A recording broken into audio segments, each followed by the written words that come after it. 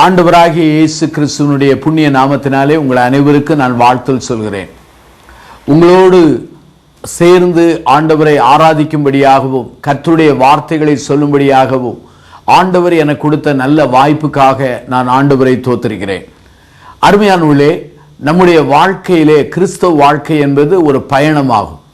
இதில் மேடுகள் உண்டு, பள்ளங்கள் உண்டு, உயர்வு உண்டு, தாழ்வு உண்டு, ஆசீர்வாதங்கள் உண்டு, அதே சமயத்திலே துன்பங்கள், துயரங்கள் உண்டு. இதை நாம் புரிந்து கொள்ள அழைக்கப்படுகிறோம். 1 கொரிந்தியர் 10:12 பவுலடிகளார் கொரிந்திய சபைக்கு எழுதும்போது இவ்வாறு எழுதுகிறார்: தன்னை நிற்கிறவன் என்று எண்ணுகிறவன் விழாதிருக்கும்படி எச்சரிக்கையாயிருக்க கடவன் என்று எழுதுகிறார். ஆகவே தன்னை நிற்கிறவன் என்று எண்ணுகிறவன் விழாதபடி எச்சரிக்கையாய் இருக்க வேண்டும் என்பது திருமறையின் போதனையாகும். அநேகருடைய வாழ்க்கையிலே நன்றாக ஓட ஆரம்பிக்கிறார்கள், நன்றாக தேவனால் பயன்படுத்தப்படுகிறார்கள். ஆண்டவர் அவங்களை பல காரியங்களுக்கு பயன்படுத்துகிறார். கொஞ்ச காலம் கழித்து அவர்களை குறித்து தவறான, பிழையான அல்லது ஒழுக்கக்கேடான செய்திகளை கேட்கும் பொழுது நம்முடைய உள்ளம் உடைந்து வேதனை பட்டுவிடுகிறது. நன்றாக இருந்தார்களே, ஏன் விழுந்து போனார்கள் என்று நம்முடைய உள்ளத்திலே வேதனையும் அழுகையோடு நாம் ஜெபிக்க ஆரம்பிக்கிறோம். ஏன் உங்கள் வாழ்க்கையிலும் என் வாழ்விலும் கூட எத்தனையோ தீர்மானங்கள் செய்தோம், எத்தனையோ பிரதிஷ்டைகளை செய்தோம், எத்தனையோ உறுதி எடுத்தோம். சில சூழ்நிலைகளிலே தீர்மானங்களையும் நம்முடைய உறுதிகளிலும் நாம் அதை கைவிட்டு வீழ்ச்சியிலே விழுந்ததும் இல்லையா? ஆகவே எழுகிறதும் விழுகிறதும் இன்றைய கிறிஸ்தவத்தினுடைய அல்லது இன்றைய கிறிஸ்தவ மக்களுடைய தரமாய் மாறிவிட்டது என்று ஒரு வேத பண்டிதன் தன்னுடைய நூலில் ஒன்றிலே எழுதி வைத்திருக்கிறார். அருமையானவர்களே, ஒரு வீடை கட்டும்போது அஸ்திவாரத்தை ஒரு முறைதான் இடுவான், பிறகு கட்டிக்கொண்டே இருப்பான். ஆனால் இன்றைய கிறிஸ்தவ வாழ்க்கையிலே அநேகர் அஸ்திவாரம் இடுகிறார்கள், கொஞ்ச காலம் கட்டடங்களை கட்டுகிறார்கள், பிறகு இடிக்கிறார்கள், பிறகு கட்டுகிறார்கள். இந்த வாழ்வை தான் விழுந்து எழுந்திருக்கிற வாழ்வு என்று சொல்லலாம். அருமையானவர்களே, ஆண்டவர் ஜெயங்கொள்ளுகிற வாழ்வை தர நமக்கு எப்போதும் ஆயத்தமாக இருக்கிறார்.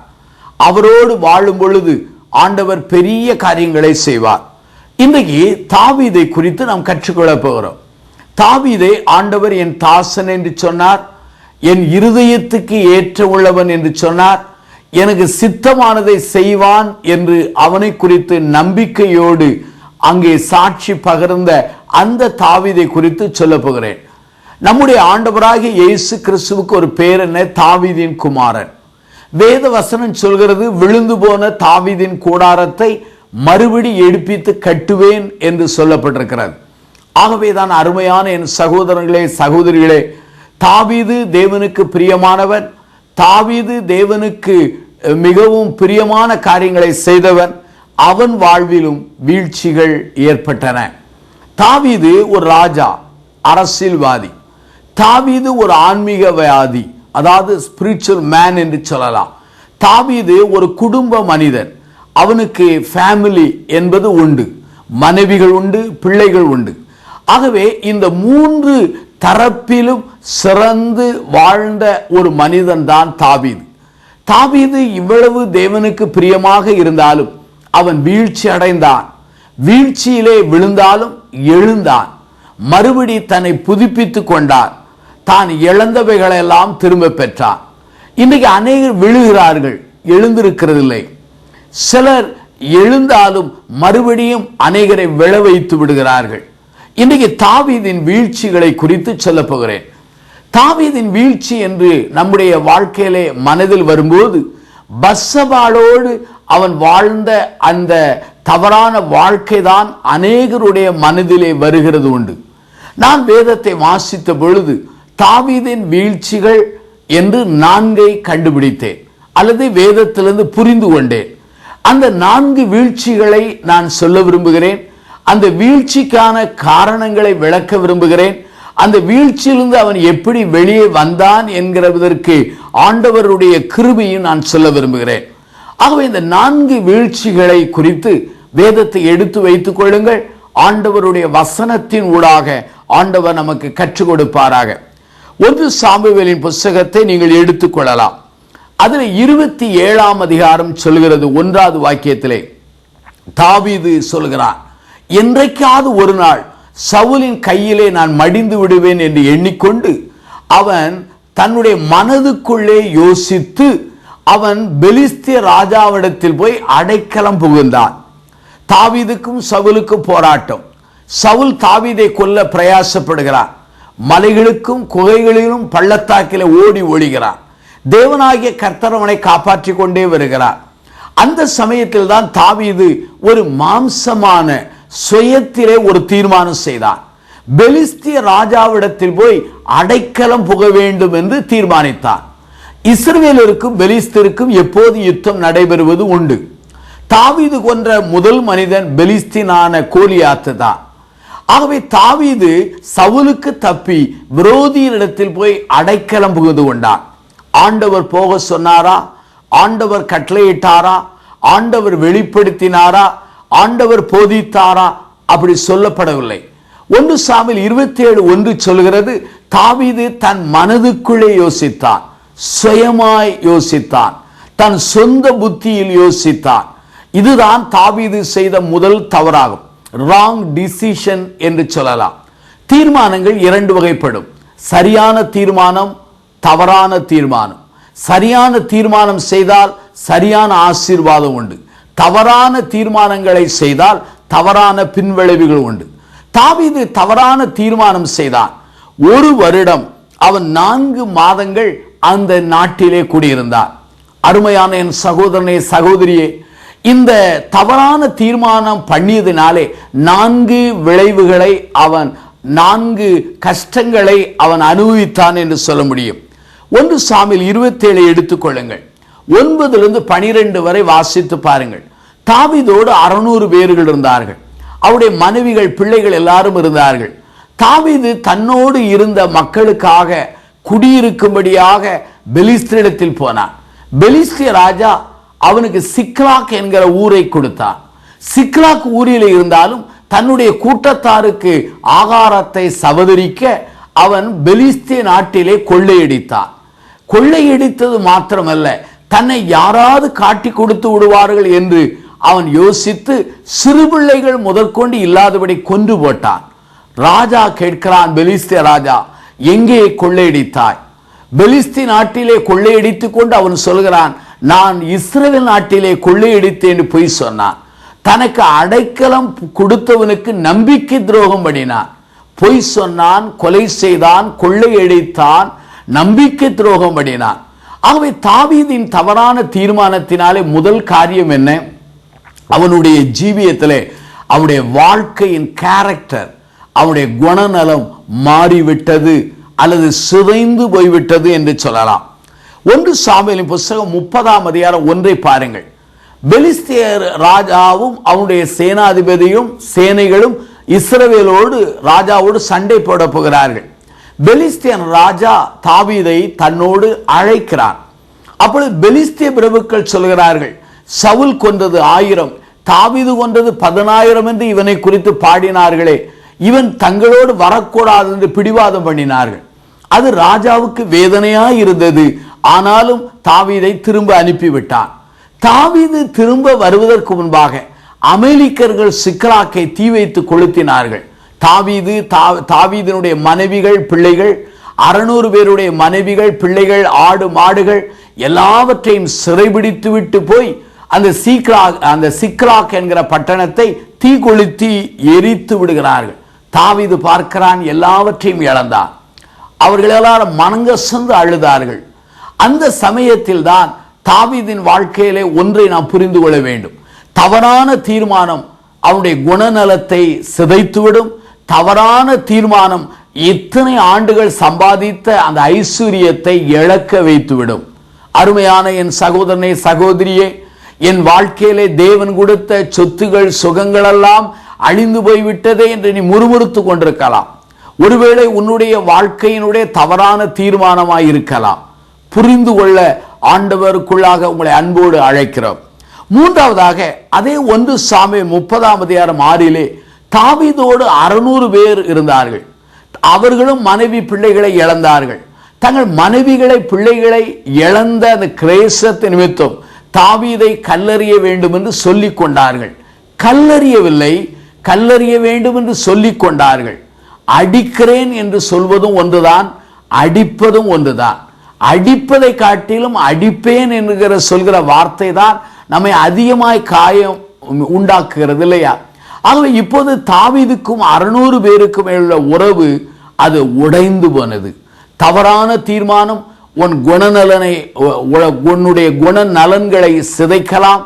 தவறான தீர்மானம் உங்கள் ஆஸ்திகளை இழக்க வைக்கலாம். தவறான தீர்மானம் உங்கள் உறவுகளை உடைத்து அது நொறுங்கி போக வைக்கலாம் அல்லது முறிந்து போக வைக்கலாம். 1 சாமுவேல் 30:7 பாருங்கள். இப்பொழுது தாவீதுக்கு ஆலோசனை யாரும் இல்லை, ஆறுதல் சொல்ல யாரும் இல்லை, மனைவி இல்லை, பிள்ளைகள் இல்லை, நண்பர்கள் இல்லை. தாவீது தனக்குத்தானே தன்னை திடப்படுத்திக் கொண்டார். அப்பொழுதுதான் தாவீதுக்கு ஞாபகம் வருகிறது, தாவீதின் மனிதர்களோடு ஒருவன் இருந்தான், அபியத்தார். அவனை அழைத்து வரும்படி சொன்னான். அவனிடத்தில் ஏபோத் இருக்கிறது, அந்த ஏபோத்தை கொண்டு வர சொன்னான். பழைய நாட்களில் ஏபோத் என்கிற வஸ்திரத்தின் மூலமாகத்தான் தேவ சுத்தத்தை அறிந்து கொள்ள முற்படுவார்கள். இந்த ஏபோத் என்கிற வஸ்திரம் தரித்த அந்த மனிதனாகிய அந்த மனிதன், அந்த ஊழியக்காரன் தாவீதோடு 16 மாதங்கள் கூட இருக்கிறான். 1 சாமுவேல் 27 வாசியுங்கள், 28 வாசியுங்கள், 29 வாசியுங்கள், 30 வாசியுங்கள். எந்த இடத்திலும் தாவீது கர்த்தரை தேடினதாகவோ கர்த்தர் பேசினதாகவோ வார்த்தை இல்லை. என்னுடைய புரிந்து கொள்ளுதல் என்ன, தாவீது 16 மாதங்கள் ஆண்டவர் அவனோடு தன்னுடைய சித்தத்தை திட்டத்தை வெளிப்படுத்தவில்லை என்பதை என்னுடைய கருத்தாக சொல்கிறேன். ஆகவே தவறான தீர்மானம் அவனுடைய குணநலத்தை சிதைக்கலாம், தவறான தீர்மானம் ஆஸ்தியை இழக்க வைக்கலாம், தவறான தீர்மானம் அவனுடைய ஜீவியத்திலே உறவுகளை உடைக்கலாம், தவறான தீர்மானம் அவனுடைய வாழ்க்கையிலே தேவனோடு உள்ள உறவை அது ஒன்றுமில்லாமல் செய்து விடலாம். இப்போது ஏபோத்தை கொண்டு வர சொல்கிறான், ஆண்டவரிடத்தில் கேட்கிறான். ஆண்டவர் சொல்கிறார், அமலேக்கியனை பின்தொடர் என்று சொன்னால் சகலவற்றையும் திருப்பிக் கொள்வாய் என்று வாக்கு கொடுத்தார். சகலவற்றையும் திருப்பிக் கொண்டான். ஆகவே அவன் வாழ்க்கையில் செய்த தீர்மானம் தவறான தீர்மானம்.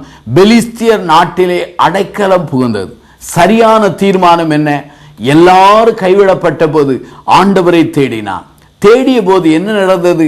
குணநலம் மாறியது, உறவுகள் சரியானது. ஆண்டவர் அவனோடு பேசினார். கொஞ்ச காலத்திலே ராஜாவாய் மாறினான். ஆகவே அருமையானவர்களே, வாழ்க்கையிலே தவறான தீர்மானம் செய்யாதிருங்கள். நம்முடைய ஆண்டவராகிய இயேசுவானவர் ஜெபித்து இரவெல்லாம் ஜெபித்து தான் 12 அப்போஸ்தலர்களை தேர்ந்தெடுத்தார். நம்முடைய தெய்வமே, இரட்சகரே, ராஜாதி ராஜாவாகிய அவரே 12 பேரை தேர்ந்தெடுப்பதற்கு இரவெல்லாம் ஜெபிப்பாரானார். நானும் நீங்களும் நாம் சரியான தீர்மானம் செய்யும் போது எவ்வளவு ஜெபிக்க வேண்டும், எவ்வளவு வேதத்தை ஆராய வேண்டும் என்பதை புரிந்து கொள்ள அழைக்கப்படுகிறோம். அவை தவறான தீர்மானத்திலே சிக்கலிலே மாட்டியிருக்கிறீர்களா? சரியான தீர்மானம் செய்து ஆண்டவர் என்றே வாருங்கள். அவை முதலாவது சொன்னேன், அவருடைய முதல் வீழ்ச்சிக்கு காரணம் அங்கே ராங் டிசிஷன். இரண்டாவது, இன்னொரு வீழ்ச்சியும் தாவீதிடத்தில் இருந்தது. தாவீது ஆண்டவரை நேசிக்கிறவன், ஆராதிக்கிறவன். தன்னுடைய தம்புருவினாலும் வீணையினாலும் ஆண்டவருக்கு பாடல் பாடி மகிமைப்படுத்துகிறவன். ஆராதனையிலே அதிக நேரம் செலவழிக்கிறவன் தாவீது. இந்த தாவீதுக்கு உடன்படிக்கை பெட்டியின் மேலே மிகுந்த ஆவல். பழைய நாட்களிலே தேவாலயம் கிடையாது. ஆகவே தேவாலயம் இல்லாதனாலே ஆசரிப்பு கூடாரமும் உடன்படிக்கை பெட்டி தான் இருந்தது. உடன்படிக்கை பெட்டி தேவனுடைய வல்லமைக்கும் தேவனுடைய பிரசன்னத்துக்கும் சமம். இன்னும் சொல்ல வேண்டுமென்றால் அதை தேவனுக்கே ஒப்பிட்டு சொல்வார்கள். அப்படிப்பட்ட உடன்படிக்கை பெட்டியை தன்னுடைய நகரத்துக்கு கொண்டு வர தாவீது தீர்மானிக்கிறான். நல்ல ஆவல் தான், நல்ல திட்டம்தான். இதை யாரோடு அவன் தீர்மானித்தான்? 30,000 பேரை அழைத்து தீர்மானித்தான். 30,000 பேரோடு அவன் கலந்து ஆலோசித்த போது ஒரு முடிவு செய்தான். ஒரு மாட்டு வண்டி செய்து அந்த வண்டியின் மேலே அந்த உடன்படிக்கை பெட்டியை வைத்து ஊசாவும் அகியாவையும் நடத்தி கொண்டு வரும்படி சொல்கிறான். அங்கே ஒரு களம் வருகிறது. அந்த களத்திலே மாடு மிரளுகிறது, உடன்படிக்கை பெட்டி கீழே விழுகிறது. உடனே அங்கே ஊசா துணிந்து அந்த பெட்டியை பிடித்தான். பிடித்த பொழுது அவனை தேவன் அடித்தார், அவன் செத்து போனான். அந்த இடத்துக்கு பேரிஸ் ஊசா என்று பெயரிட்டு தாவீது அந்த உடன்படிக்கை பெட்டியை ஓபேத் ஏதோமின் வீட்டிலே வைத்துவிட்டு போய்விடுகிறார். அவனுக்குள்ளே ஒரு அச்சம், உடன்படிக்கை பெட்டியை பிடிக்கும் பொழுதே ஆண்டவர் ஏன் அடித்தார்? அதை பின்னாலே அவர் விளக்கமாய் எழுதுகிறார். 1 நாளாகமம் 15:13 அவர் எழுதுகிறார், தேவனுடைய உடன்படிக்கை பெட்டியை லேவியர்கள் தோளிலே தூக்க வேண்டும்.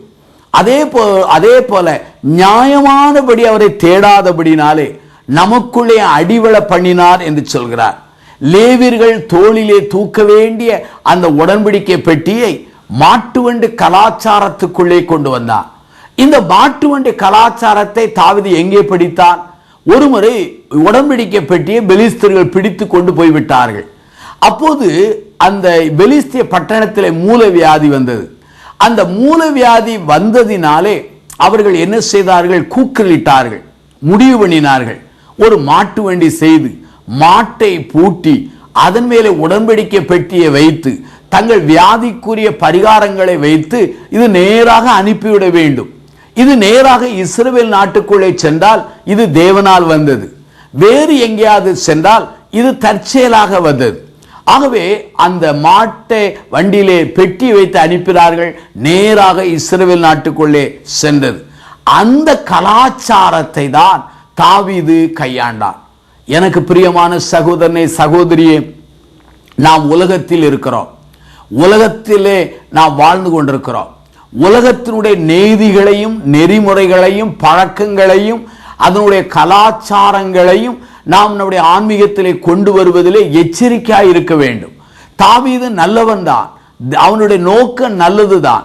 ஆனால் கையாண்ட முறை பெலிஸ்திய கலாச்சாரம். இன்றைக்கு அநேகர் இன்னைக்கு ஊழியத்திலே, ஆராதனையிலே, பாடல்களிலே, உடையை உடுத்துவதிலே, பல காரியங்களிலே இன்னைக்கு அநேகர் திருமறையின் ஒழுங்கை கையாளாதபடி அநேக கலாச்சாரங்களை பின்பற்றுகிறார்கள் இல்லையா? நம்முடைய வாழ்க்கையிலே நாம் சற்று நம்மை ஆராய்ந்து பார்க்க வேண்டும். இன்றைக்கு ஆராதனை என்கிற வார்த்தை மிகவும் பழக்கமான பரிச்சயமான வார்த்தை. எல்லா கிறிஸ்தவருடைய வாயிலும் இந்த ஆராதனை என்கிற வார்த்தை அது கடந்து வந்து கொண்டிருக்கிறது. இன்றைக்கு நம்முடைய ஆராதனைகளை மதிப்பீடு செய்வோம். உங்கள் ஆராதனைகளை நான் குறை சொல்லவில்லை அல்லது கண்டனம் பண்ணவில்லை, அல்லது உங்கள் ஊழியத்தை நாங்கள் குறைவாக மதிப்பிடவில்லை. எதை செய்தாலும் எப்படி செய்தாலும் திருமறை ஒழுங்கை நாம் கையாள வேண்டும் இல்லையா? அதுதான் மிக முக்கியம். ஊழியம் செய்வதற்கு வேதத்திலே போதனை உண்டு. எப்படி வார்த்தையை சொல்ல வேண்டும்? போதனை உண்டு. வரத்தை எப்படி பயன்படுத்த வேண்டும்? போதனை உண்டு. ஊழியத்திற்கு பணத்தை எப்படி கண்டுபிடிக்க வேண்டும்? போதனை உண்டு. ஊழியத்தின் பணத்தை எப்படி செலவழிக்க வேண்டும்? அங்கு வேதத்திலே போதனை உண்டு. இன்னைக்கு அதை விட்டு உலகத்தினுடைய அந்த அறிவை நம்முடைய திருமறைக்குள்ளே அல்லது நம்முடைய ஆன்மீகத்துக்குள்ளே கொண்டு வந்தால் தேவனிடத்திலிருந்து அடி விழுவதற்கும் அடி வாங்குவதற்கு வாய்ப்புகள் உண்டு என்பதை புரிந்து கொள்ள வேண்டும். பிற்காலத்திலே தாவீது தேவனுடைய நியமத்தின்படி சணல் நூல் ஏபோத்தை வஸ்திரம் தரித்து தேவனுடைய உடன்படிக்கை பெட்டிக்கு முன்னால் ஆடி பாடி அதை ஆசாரியர்கள் லேவியர்கள் தோளிலே சுமந்து கொண்டு வருகிறார்கள். அப்போது அங்கு அடி விழவில்லை, மரணம் விழவில்லை என்பதை நாம் புரிந்து கொள்ள அழைக்கப்படுகிறோம். ஆகவே தாவீது ஆராதனை செய்வதிலும் தவறான ஆராதனை செய்தான், ராங் வர்ஷிப். ஆனால் அதை திருத்தி கொண்டான், சரிப்படுத்தி கொண்டான். நம்முடைய ஆராதனையிலே ஆவியோடு உண்மையோடு ஆராதிக்க அழைக்கப்படுகிறோம். ஆவியோடு ஆராதிக்கிற நாம் உண்மையோடு என்றால் வசனத்தின் தெளிவோடு ஆராதிக்க அழைக்கப்படுகிறோம். மூன்றாவது இன்னொரு தாவீதின் வீழ்ச்சியை சொல்கிறேன். முதல் வீழ்ச்சி என்ன? தவறான தீர்மானம். இரண்டாவது வீழ்ச்சி என்ன? தவறான ஆராதனை. மூன்றாவது வீழ்ச்சி என்ன? தவறான வாழ்க்கை நெறி என்று சொல்லலாம், ராங் லைஃப் ஸ்டைல் என்று சொல்லலாம். 2 சாமுவேல் 11ஆம் அதிகாரத்தை எடுத்து வாசித்து பாருங்கள். தாவீது ராஜாவா இருக்கிறான், போகுமிடமெல்லாம் ஜெயம் வருகிறது. யுத்த நேரத்தில் எல்லாரும் யுத்தத்துக்கு போயிருக்கிறார்கள். தாவீது யுத்தத்துக்கு போகவில்லை, அரண்மனையில் இருக்கிறார். இரண்டாவது, அந்தி பலி செலுத்துகிற நேரத்திலே தேவனை ஆராதிக்க வேண்டும். அதற்கு பதிலாக அவன் மாடத்திலே உலாத்தி கொண்டிருக்கிறான். பாருங்கள் அருமையான உள்ளே, யுத்தத்துக்கு செல்ல வேண்டிய நேரத்தில் யுத்தத்துக்கு செல்லவில்லை, ஆராதனைக்கு செல்ல வேண்டிய நேரத்தில் ஆராதனைக்கு செல்லவில்லை, அவன் உலாத்தி கொண்டிருக்கிறான். அவன் உப்பரியிலிருந்து பார்க்கும் பொழுது பத்சபாள் என்பவள் ஸ்நானம் அல்லது குளித்து கொண்டிருக்கிறதை கண்டான். அவள் மிகவும் சௌந்தரியமான பெண்மணி. ஆள் அனுப்பி அவள் யார் என்று விசாரித்தான். விசாரித்த போது எலியாமின் குமாரத்தி என்று சொல்லப்படுகிறது. 2 சாமுவேல் 11:3 அவளை அழைத்து வந்து அவளோடு உறவு வைத்து தன் மனைவி ஆக்கி கொண்டு வாழ்ந்து விட்டார். இது தாவீது செய்த மகா பெரிய தவறாகும். தாவீதின் வீழ்ச்சியிலே உச்சக்கட்ட ஒரு வீழ்ச்சி இதுதான். தாவீதுக்கு ஏராள மனைவிகள் இருந்தார்கள். ஆனா அந்த மனைவிகளை விட்டுவிட்டு பிறனுடைய மனைவியை எடுத்துக்கொண்டார். இந்த பிறனுடைய மனைவியாக பத்சபாள் யார்? இந்த தாவீதின் வயதுக்கும் அவள் வயதுக்கு சொன்னால் ஒரு பேத்தியினுடைய வயது. ஏன் இதை சொல்கிறேன் என்றால் 2 சாமுவேல் 11ஆம் அதிகாரம் 3 பாருங்கள். பத்சபாள் எலியாமின் குமாரத்தி என்று சொல்லப்பட்டிருக்கிறது. 2 சாமுவேல் 23:34 இந்த எலியாம் யார்? அகித்தாபேலுடைய மகன். அகித்தாபேலுடைய மகனான எலியாமின் மகள்தான் பத்சபாள். அகித்தாபேல் யார்? தாவீதின் நண்பன், தாவீதுக்கு ஒரு விதத்திலே உறவினர். ஆகவே தன்னுடைய பேத்தியான பத்சபாளை தாவீது கெடுத்ததனாலே அகித்தாபேலாலே தாங்க முடியவில்லை. அவன் விரோதியாய் மாறி தாவீதின் மகனோடு சேர்ந்து அவனை கொலை செய்ய பிரயாசப்படுகிறான். அருமையானவர்களே, தன்னுடைய பேத்தியின் வயதுக்கு ஒத்த ஒரு பெண்ணை எடுத்துக்கொண்டான், மனைவியாக்கி கொண்டான். அதனாலே கொலை செய்தான். அவனுடைய வாழ்க்கையில் பொய் வந்தது, பாவத்தை மூடினான். ஆண்டவர் ஒரு தீர்க்கன் வழியாக செய்தி சொல்லி அனுப்புகிறார். அனுப்பிய போது நான் பாவம் செய்தேன் ஒத்துக்கொண்டான், மனங்கசந்தான், திரும்பினான், 51ஆம் சங்கீதத்தை பாடினான். அவன் வாழ்க்கையிலே தேவன் அவன் பாவத்தை மன்னித்தார். ஆனால் பாவத்தின் விளைவுகளை அவன் சந்தித்தான். நாளத்தனையாக அவன் திரும்ப கொடுக்க வேண்டும் என்று அந்த தீர்க்க இடத்தில் சொன்னான் அல்லவா. 4 மரணம் அவன் வீட்டுக்குள்ளே வந்தது. முதல் மரணம் பத்சபாள் பெற்றெடுத்த முதல் மகன் இறந்தான், முதல் பிள்ளை இறந்தது.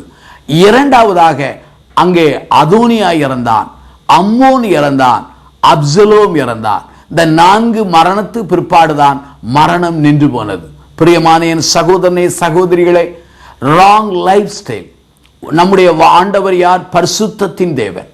பரிசுத்தத்திற்கென்று அழைத்திருக்கிறார். பரிசுத்தம் என்பதற்கு 2 பொருள். ஒன்று, தவறுகள் அல்லது அசுத்தம் செய்யாத ஒரு வாழ்க்கைக்கு பேர் பரிசுத்தம். இன்னொரு பொருள், பிரித்து எடுக்கப்பட்டது. நம்முடைய ஆலயத்திலும் மேஜை உண்டு, வீட்டிலும் மேஜை உண்டு. ஆலயத்தில் இருக்கிற மேஜையை பரிசுத்த மேஜை என்று சொல்வோம். ஏன்? தேவனுக்காக, தேவனுடைய சித்தத்துக்காக பயன்படுத்தப்பட்ட ஒரு காரியம். ஆகவே உங்களையும் என்னையும் ஆண்டவர் பரிசுத்தவான்கள் என்று எப்படி அழைக்கிறார்? அவருக்காக, அவருடைய ராஜ்யத்துக்காக, நற்செய்திக்காக பிரித்து எடுக்கப்பட்டவர்கள் என்பதற்காக பரிசுத்தவான்கள் என்று அழைக்கிறார். ஆகவே அழைக்கப்பட்ட நாம் எழுத்திலும் வார்த்தையிலும் பார்வையிலும் உணர்விலும் உணர்ச்சியிலும் அந்தரங்கத்திலும் நம்முடைய பரிசுத்தத்தை காத்துக்கொள்ள அழைக்கப்படுகிறோம். நம்முடைய ஆண்டவர் பரிசுத்தத்தின் தேவன். கர்த்தர் சிநேகிக்கிற பரிசுத்தம் என்று வேதத்திலே சொல்லப்பட்டிருக்கிறது. கர்த்தர் சிநேகிக்கிற ஊழியம் என்று கூட சொல்லவில்லை, கர்த்தர் சிநேகிக்கிற பரிசுத்தம். ஆகவே பரிசுத்த கொலைச்சல் அல்லிலே விழுந்தான் தாவீது. உணர்த்தப்பட்டான், எழுந்தான், சரிபணி கொண்டான். ஆண்டவரின் நாமம் இந்த செயல் மூலமாய் தாவீதின் வாழ்க்கை தூசிக்கப்பட்டது. ஆனாலும் திரும்பினான். பாவ குழியிலே விழுந்திருக்கிறீர்களா? எழுந்திருங்கள். ஒரு காலத்தில் பரிசுத்தமாய் இருந்து ஒரு காலத்திலே தெய்வத்தால் பயன்படுத்தப்பட்டு இன்னைக்கு பரிசுத்த கொலைச்சலிலே அந்தரங்கத்திலே நீங்கள் வாழ்ந்து கொண்டிருப்பீர்களானால் ஆண்டவருடைய ஊழியன் என்கிற அந்த ஸ்தானத்தில் இருந்து கொண்டு ஆண்டவருடைய வார்த்தையினுடைய அபிஷேகத்தின் அந்த வல்லமையிலே சொல்கிறேன், தயவு செய்து பரிசுத்த கொலைச்சலிலிருந்து வெளியே வாருங்கள். ஆண்டவர் உங்களுக்கு 2வது வாய்ப்பை தர வல்லமுள்ளவராயிருக்கிறார். அவை 3 வீழ்ச்சிகளை சொன்னேன். தவறான தீர்மானம், ராங் டிசிஷன். 2வது தவறான ஆராதனை, ராங் வொர்ஷிப். மூன்றாவது தவறான வாழ்க்கை முறை, பரிசுத்த குலைச்சல், ராங் லைஃப் ஸ்டைல். கடைசியாக ராங் ஆட்டிடியூட், தவறான ஒரு எண்ணத்தை சொல்கிறேன். 2 சாமுவேல் 24 தாவீதுக்கு ஒரு நாள் சாத்தான் ஏவினான். இந்த ஏவுதலை குறித்து நீங்கள் ஜாக்கிரதையா இருக்க வேண்டும். 3 விதமான ஏவுதல் வருகிறது. உங்கள் சுயம் உங்களை ஏவலாம், அசுத்தாவி ஏவலாம், கர்த்தரும் ஏவலாம். யோவான் சானகனை, தாவீதை, பலரை ஆவியானவர் ஏவினார் என்று சொல்லப்பட்டிருக்கிறது. இதாக சொல்லப்படுகிறது. சாத்தான் ஏவினால் உன்னை வீழ்ச்சிக்கு கொண்டு போவான். மனிதன் ஏவினால் உன்னை படுகொலிக்குள் வழிநடத்தி விடுவான். இந்த அருமையான தாவீதை சாத்தான் ஏவினான். சாத்தான் ஏவுதலை புரிந்து கொள்ளாமல் உடன்பட்டான். ஜனங்களை எண்ண வேண்டும். எண்ணுகிறபடியாக யோவாப்பை அணைத்து எண்ண சொல்கிறார். யோப் சொல்கிறார், இன்றைக்கு இருப்பது போல 1000 மடங்கு ஜனங்களை வர்த்திக்க பண்ணுவார், எண்ண வேண்டாம் என்று புத்தி சொன்னான். கேட்கவில்லை. ராஜாவின் வார்த்தை பலத்தது. அவனுடைய வேலைக்காரன யோவாப் கீழ்ப்படிந்து சொல்கிறார். எண்ணும் போது ஒரு சில கோத்திரங்களை சரியாக எண்ணாமல் விட்டுவிட்டான். யோவாப் திரும்ப எண்ணிக்கையை கொடுக்கிறார். அப்போதுதான் கர்த்தர் அவருடைய இருதயம் வாதித்தது, தான் செய்தது தவறு என்பதை அந்த தாவீது புரிந்து கொண்டார். எண்ணுவது தவறா? வீட்டில் எத்தனை நாற்காலி இருக்கிறது என்று நாம் எண்ணுவது உண்டு. சபையிலே எத்தனை பேர் வந்தார்கள் என்று எண்ணுவது உண்டு. சபையின் ஆராதனையிலே வந்திருக்கிற மக்களுக்கு எவ்வளவு பேருக்கு ஆகாரம் கொடுக்க வேண்டும் என்பதற்காக நாம் எண்ணி பார்ப்பது உண்டு. ஒவ்வொரு நாட்டிலும் மக்கள் தொகையை குறித்து அவர்கள் கணக்கெடுப்பு கொடுப்பது உண்டு. அப்படியானால் எண்ணுவதே தவறா என்று நீங்கள் எண்ணிவிடலாம். வேதத்தை வாசிக்கும் பொழுது வேதத்திலே அதற்கு வசனம் உண்டு. வேதத்தை வைத்தே கற்றுக்கொள்ள வேண்டும் என்பது என்னுடைய நம்பிக்கை. நீங்கள் வாசிப்பீர்களானால் அங்கு வேதத்திலே மிக தெளிவாய் சொல்கிறது. யாத்ராகம் 30ஆம் அதிகாரம் 13, 14 வீட்டில் போய் வாசித்து பாருங்கள்.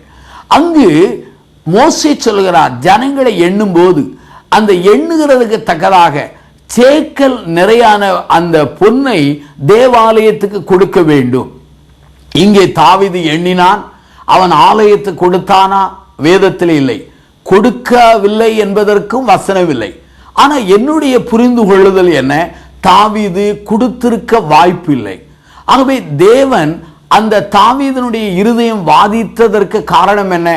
ஒன்று, எண்ணுவதற்குரிய அந்த ஈடான பொருளை, அந்த ஈடான காரியத்தை தேவாலயத்துக்கு செலுத்தவில்லை. ஒன்று. இரண்டாவது கருத்து என்ன? தாவீது பெருமையினாலே அவன் எண்ண ஆரம்பித்திருக்கலாம். ஒருவேளை என் ராஜ்யம் எவ்வளவு பெருத்திருக்கிறது, எவ்வளவு எண்ணிக்கை பெருத்திருக்கிறது, என் யுத்த வீரருடைய எண்ணிக்கை எவ்வளவு பெருத்திருக்கிறது என்று அந்த பெருமை மேட்டுமையினாலே கூட அவன் எண்ணியிருக்கலாம். அவனுடைய இருதயம் வாதித்தது. தேவன் தன்னுடைய தூதனை அனுப்பினார். அவன் ஜனத்தின் மேலே பட்டயத்தோடு நின்றான். நின்றபோது மக்கள் இறந்து போனார்கள். தாவீது தேவ சன்னிதானத்து ஓடுகிறான். நான் அல்லவா பாவம் செய்தேன்? ஆடுகள் என்ன பாவம் செய்தது? ஆண்டவர் பேசுகிறார் தீர்க்கன் மூலமாய். 7 வருடம் பஞ்ச வேண்டுமா? 3 மாதங்கள் சத்துருக்களை உன்னை விரட்டும்படி ஒப்பு கொடுக்கப்பட வேண்டுமா? அல்லது 3 நாட்கள் கொள்ளை நோய் வேண்டுமா? தாவீது சொல்கிறார், மனிதர் கைகளிலே நான் விழாது இருப்பேனாக என்று சொன்னான். 7 வருடம் 3 மாதங்கள் அல்ல. அவன் ஆண்டவர் கையிலே சொல்கிறான், உம்முடைய கைகளில் விழுவேனாக என்றால் நீரே முடிவிடும் என்று சொன்னான். 3 நாள் கொள்ளை நோயிலே மக்கள் இறக்கிறார்கள். போராடுகிறார். ஆண்டவர் அவனுக்கு காண்பிக்கிறார். அர்னோன் என்கிற ஒரு இடத்திலே போய் பலி செலுத்து என்று சொன்னார். அங்கே போகிறான். எபூசியனாகிய அர்வனா என்கிற, எபூசியன் அர்னான் அல்ல, அர்வனா என்கிறனுடைய களத்துக்கு போகிறான். அவன் இவனை வரவேற்கிறான். அதில் பலியிடும்படி இடத்தை கேட்கிறான். இலவசமாய் கொடுக்கிறான். அந்த தாவீது ஏற்றுக்கொள்ளவில்லை. விலை கிரயம் கொடுத்து அந்த இடத்தை வாங்கி பலி செலுத்தினான். உடனே அங்கே கர்த்தர் தன்னுடைய தூதனை உரையிலே பட்டயத்தை உன் உரையிலே போடு என்றார். போட்டான். வாதை நின்று விட்டது. ஆகவே தாவீதுடைய ராங் ஆட்டிடியூட் என்ன? தான் எவ்வளவு பெருகியிருக்கிறேன் என்று தன்னுடைய பெருமையினாலே அதை செய்திருக்கலாம். உங்களுடைய வாழ்க்கையில், என்னுடைய வாழ்க்கையிலும் துன்பங்கள் வரும்போது, ஏழ்மை வரும்போது, கைவிடப்பட்ட நிலைமை, அழுகிறோம், புலம்புகிறோம், தாழ்மையாய் எளிமையாய் இருக்கிறோம். உயிர் வரும்போது, வாசல்கள் திறக்கும் பொழுது, ஒவ்வொரு நாடு நாடாய் பயணம் செய்யும் போது, மக்கள் வாயார புகழும் பொழுது, அன்பின் காணிக்கைகளினாலே நிரப்பும் பொழுது என்ன நடக்கிறது? பெருமை வந்து விடுகிறது. ஆகவேதான் வேதம் சொல்கிறது, பெருமை உள்ளவர்களுக்கு தேவன் எதிர்த்து நிற்கிறார், தாழ்மை உள்ளவர்களுக்கோ கிருபை கொடுக்கிறார். ஆகவே தேவனுடைய சமூகத்தில் தன்னுடைய குறையை தாழ்த்தி ஒப்பு கொடுத்து அவன் ஜெபித்த பொழுது அந்த இடத்திலே ஆண்டவர் கேட்டு உதவி செய்தார். பிற்காலத்திலே இந்த பலிபீடம் கட்டின அர்வனாய் இடத்தில்தான் உண்மையாகவே சாலமோன் ஆலயம் கட்ட தீர்மானித்த இடம் என்று சொல்வார்கள். அதே சமயத்தில் இந்த அர்வனா என்கிற அந்த இடம்தான் சில வேத பண்டிதர்கள் சொல்கிறார்கள் ஆபிரகாம் ஈசாக்கே பலியிட்ட இடமாக சொல்கிறார்கள். அருமையானவர்களே, ஆண்டவர் அண்டையிலே நம்முடைய பெருமையை கண்டுபிடிப்போம். எங்கு பெருமையாய் பேசினோம், எங்கு பெருமையாய் சிந்தித்தோம். சிலருக்கு பெருமை வெளியே தெரிவதில்லை, ஆனால் மனதிலே மமதை என்கிற நிலையிலே, தான் என்கிற நிலையிலே பெருமையோடு இருப்பார்கள். பெருமை உள்ளவனை தேவன் எதிர்த்து நிற்கிறார்.